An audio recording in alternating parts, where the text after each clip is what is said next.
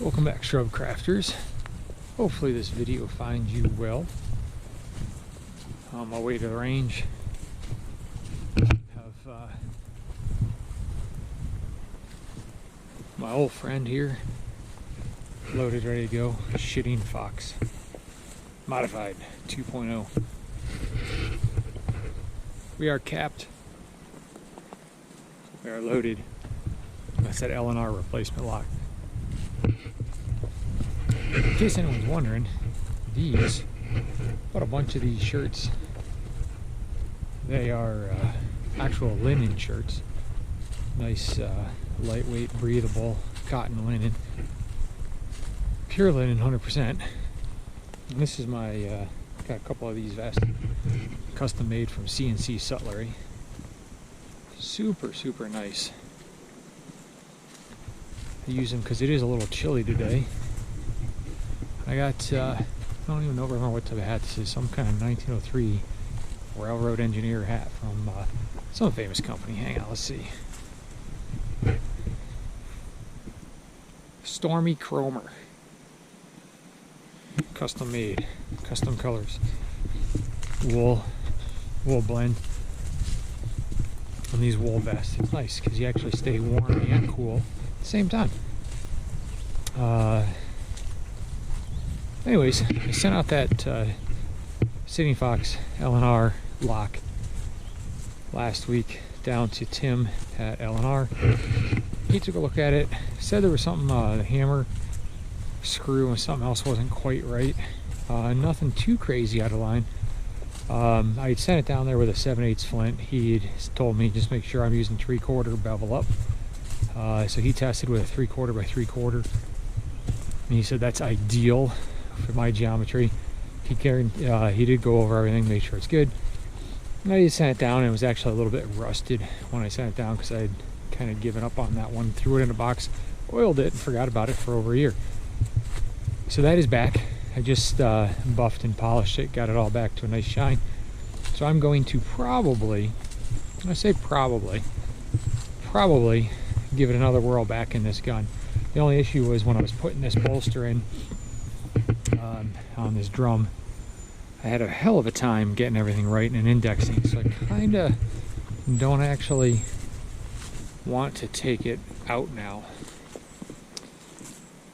And it is working well. So I've got a couple of cool squirrel, rabbit, bunny targets that are probably a couple inches wide, multiples.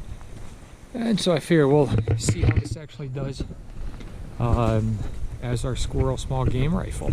We're going to be using 30 grains of the Graph, 30 grains of the Graph 3F, which is just their in-house shoots and blend made for them by Shoots In. I'm going to do it off the tripod because we are going to be kind of shooting for accuracy, just like we would be if we were actually squirrel hunting. But I am going to go for accuracy today, see what happens. I may be disappointed, and hopefully if I do my part, we'll actually get a consistent grouping. I had it out last week. I will include some of the footage of that. I did not actually have my other cameras with me, so I did not get any of the shooting stuff, which is fine. But I did do some updates on the sighting, and the reason I did that, I'm going to see if I can show you this. So I took that rear sight, you can see I filed it nice way down, widen the notch just a little bit, there's a fly down there, and slightly move the rear notch wider to the left. And shooting steel, I shot a bunch. I got a nice group, but I was still hitting slightly to the right, so I widened it a little bit more this morning. I shouldn't say widen it, you know, it is kind of widened, but I just took off a little bit on the rear left notch. And I actually did confirm I shot, I don't know, 15 or 20 rounds to make sure I was actually hitting where I was. And I was still just hitting just a hair off center to the right. But I mean, definitely at 30 yards rested, was definitely good. I tried a few offhand and was still, you know, within an inch of point of aim, but always just to the right. So that's what we're gonna do today. I want to throw these up, see what happens. So we got 3 bunnies on top, 3 squirrels on the bottom, and 3 crows in the middle. And I mean, this is my finger just to give you a size reference. So about 2 knuckles, maybe 2 inch. We'll see what my eyes can see. I've got really good eyesight, so that shouldn't be an excuse for why I suck shooting sometimes. But 30 yards, and I think we'll see what I can pick up with that sight, because my printer, those images, I think they were color when they printed, so the top 2 printed out gray, black in the middle for those crows. And I can still see them, but we'll see what happens when I get my eye up on that. When I get my eye actually up behind the sights. So we are at my 30-yard line, and we are in the shade today, which is nice. We'll just see what happens. We'll see how Shitting Fox does. I'm torn whether or not I want to go. I mean, because the reliability now is reliable, and cap gun. You know, Tim did look at that lock, so it is getting.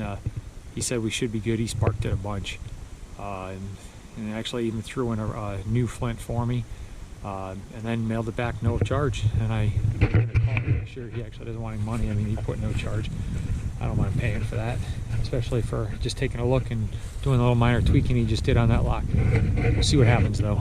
But yeah, for now, let's put some rounds down and see if I can't get some a squirrel going on. I can still see those, so I think I'm going to go bottom left squirrel for my first one. I'm going to do a slight lollipop hold, 6 o'clock hold. See what we come up with.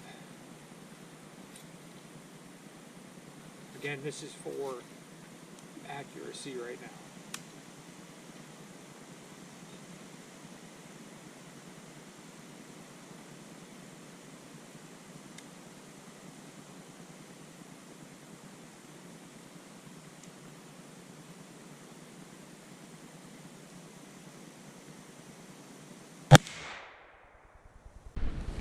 Alright, so I'm going to keep going on a group, see what I do. I do have to monkey that front sight super thin, and this shot, I had it just level across the rear. I was aiming just here and hit there with 30 grains. My 30 grain obviously is hitting a slightly higher than my 20 grain does, but I think I really want to keep it at 30 grains. Just because 30 grains of coyote, fox, whatever comes out, I've still got plenty to go with that. Although I have put a fox down with 20 grains to the head in a trap, which worked perfect. So I'm going to do a couple more right there, see what happens.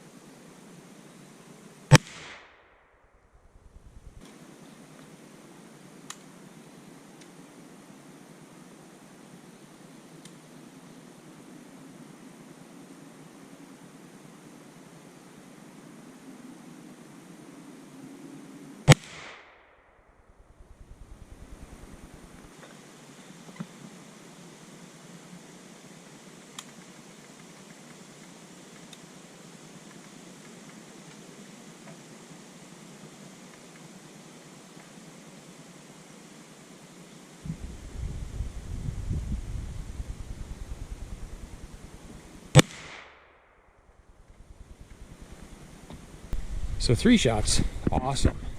Point aim, just a hair high, 1.5 inches high from where I'm aiming, because I'm resting that squirrel body on it, and I'm hitting just high. So if it was a tree, just got to remember to aim a little low, or I can drop that rear sight even more if I want to. I think for right now, it's not where I'm at. I just got to remember to aim just a hair under the squirrel, but that gives me some nice line of sight on the squirrel. Something of note as well, those last 2 shots, I think were the I was looking for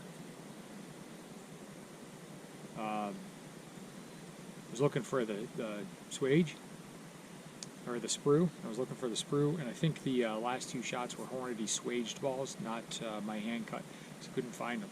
Same thing with this one. And I do know for a fact that those balls all fly differently. My hand casts do fly differently than those swaged. And I had the hand cast, I had swaged on the other ones that I did the other day, which might explain the difference. But pulling back to the right with my hand cast on the, taking a little bit off the left has pulled me back left. So I think I'm there. This is a swage. I'm going to go for a crow up on the far right.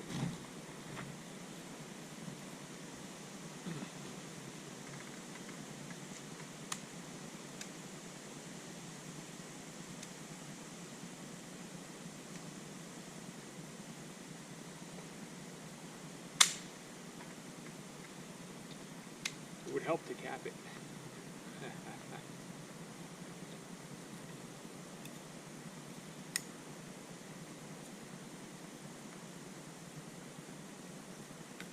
Benefits of flint if you don't drop your flint.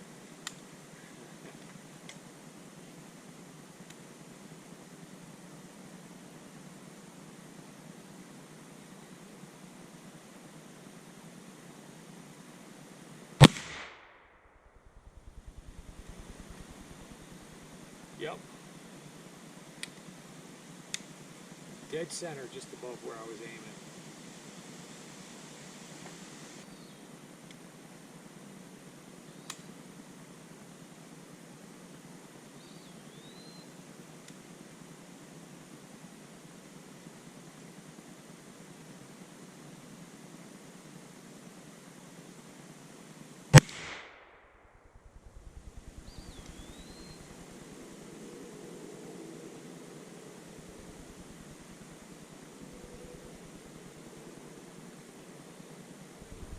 Swirly.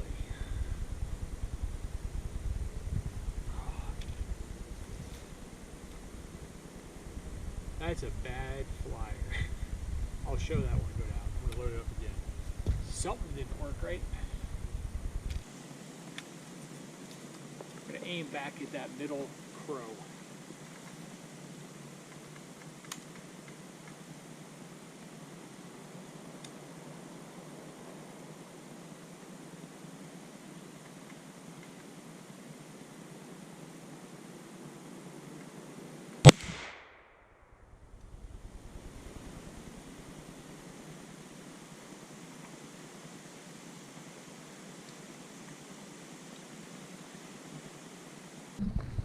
So as of note, that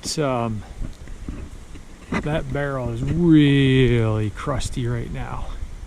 I'm going to tell you, so I'll point to where I was aiming on each one, so you know I'm not doing trick photography here. Here's my first crow.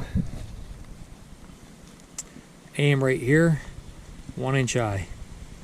Second shot, aim right here. Hit the bunny in the ass. Yeah. That was a swaged ball. And my theory was that maybe because the swaged balls were shooting differently. But then I got my hand cast, which was in there. And this is the last one I was aiming. I rested my blade right here on that foot because I could see that foot, and I hit right here. So 1.25 inches, from here, that's 1 inch, 1.25 1.5 inches. So here's 3. I was aiming here, high, threw one there and threw one there. Those were swaged balls. This was swaged ball. That was swaged. Or I'm sorry, that was hand cast. And that was hand cast. Those 3 were hand cast. I'm thinking those hand cast. I have a bunch of those Hornady swaged balls mixed in my ball bags. So I just throw them in that cap, pull them out as I go. Now my bore is getting super crusty, and I'm having to really get it down in there. When I cleaned this gun last week, or yes, I shot this Wednesday, I think, last week. Cleaned it really well, scrubbed it out, got it looking great in there. Ran some alcohol down, put a drop of oil. This morning I just ran, before coming out here, I ran a patch down there, and there's a little bit of barrel rust in there to begin with. So I ran a patch down, did a spit patch too, just kind of free everything up, and then dried it, put a dry patch down. Still came out a little bit rusty at the very bottom. So I'm going to scrape that, clean that. A little odd, because I did put it away right. Obviously I missed something. The only thing I've changed in my cleaning formulas now is I'm using a little bit of moose milk to help break up some of that crud initially before I do my boiling water. And after the boiling water, I do dry patches till they come out clean, followed by a little bit of rubbing alcohol occasionally, depending on which gun, what's going on, and then I'll do a final couple of dry patches, and then one with oil. So anyway, there we go. I think what I'll do is I've got 3 more. I got 2 bunnies, a crow, and another squirrel left. So I think I'm going to try to put a couple in there, and then we'll see what happens.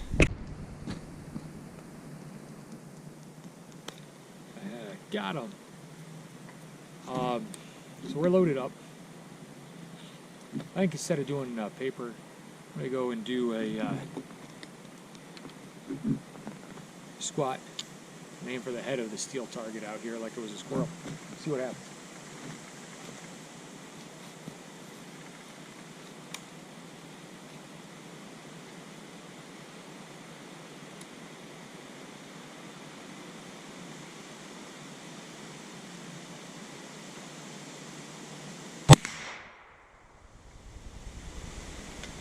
Okay, I called it.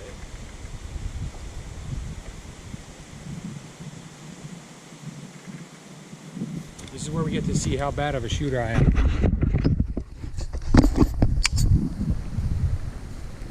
So no trick photography.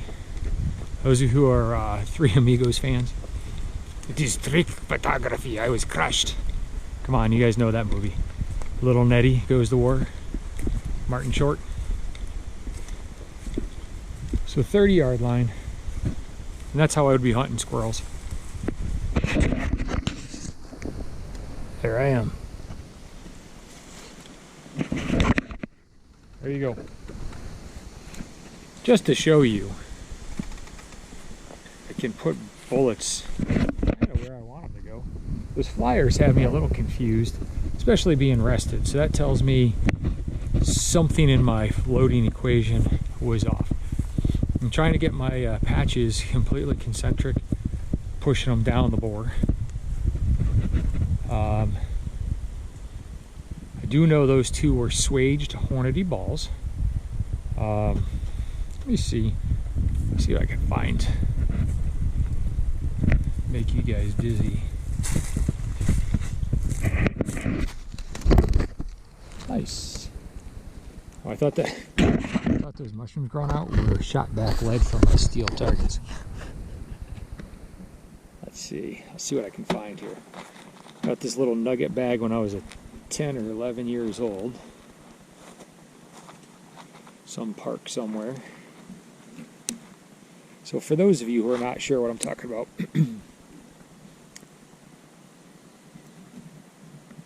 these are hand cast. This is for, I mean, I know many of you are experienced here, so this is for the newbies, so bear with us.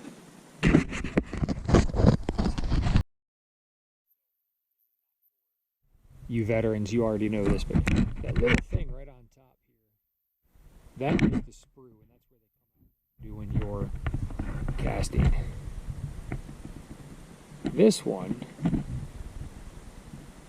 going to show you, doesn't have a sprue on it, and that's, my fingers are all black from shooting.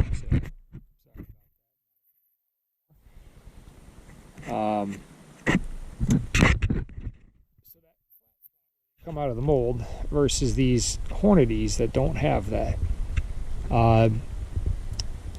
They are slightly different sized. my hand casts tend to be a hair tighter going down the barrel, which should in theory result in greater accuracy.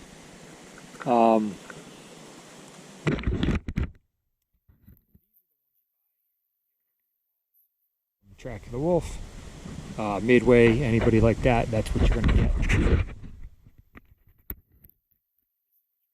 You order, you know, unless you will go to Track and you buy their hand cast balls. So that's what I mean by swaged formed in a machine versus being hand cast and then cut at the top with the sprue. I typically try to load with my sprue up, and I'm using 10 thousandths Oxio patches. Seems to finally be in and of itself coming into its age. The journey of a young woman coming of age. And again, that's not sexist in today's world, because my guns identify as female. They all get female names. So I got to figure out a good name for a hoard out parts gun now.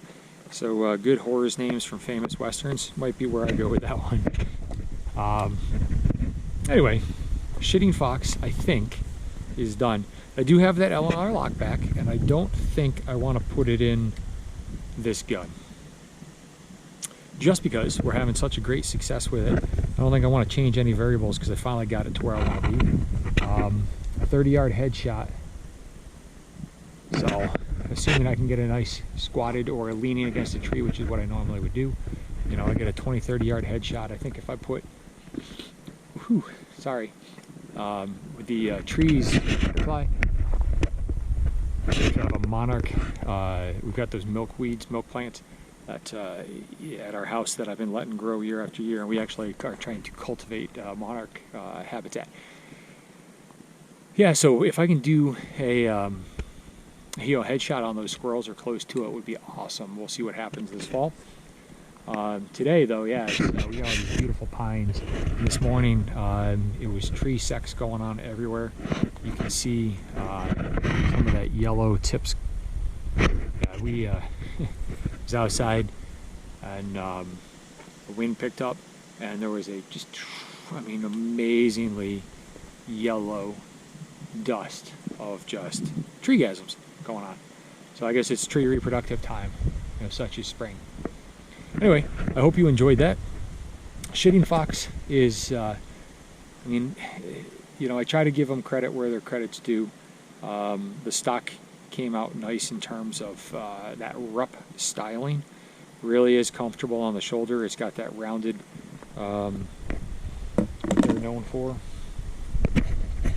Let's see. It's got that nice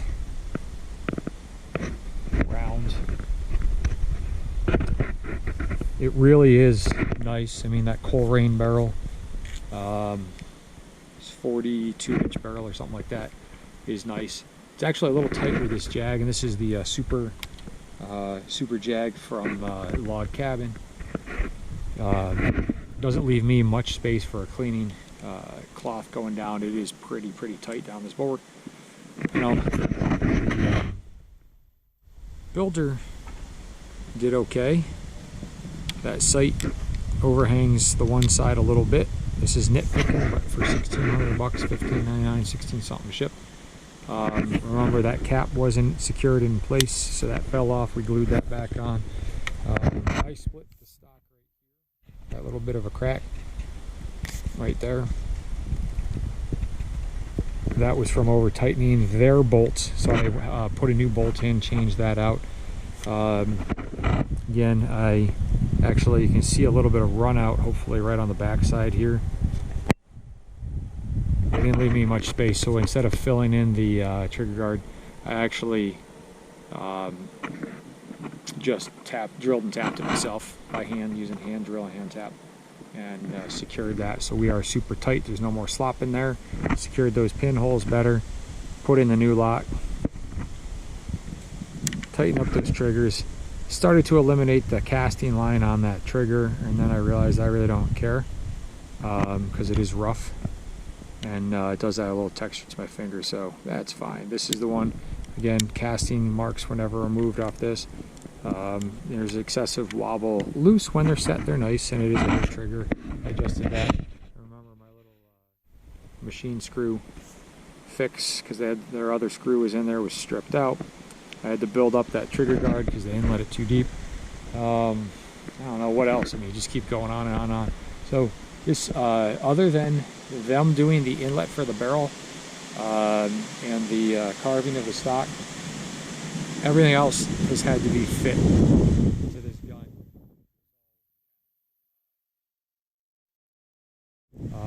You know, I know a bunch of you have reached out to me. We are shitting foxes as well. I know there's some good shitting foxes out there. For the money, I probably should have just sent it back. But remember, when I bought this, it was just after COVID had struck. It was that following year. I was out of my car accident.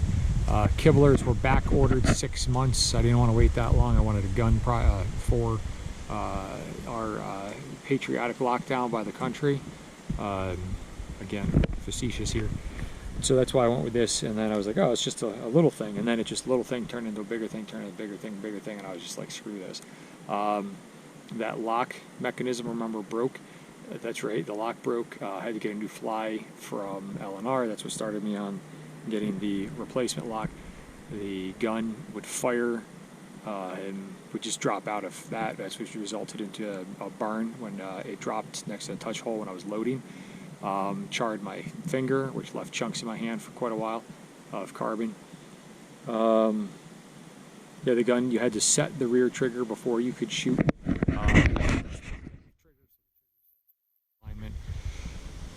Goes on and on. However, the results today, years later of tinkering, not on a regular basis, because obviously I've got other guns I was playing with, but 2 years later, we're there.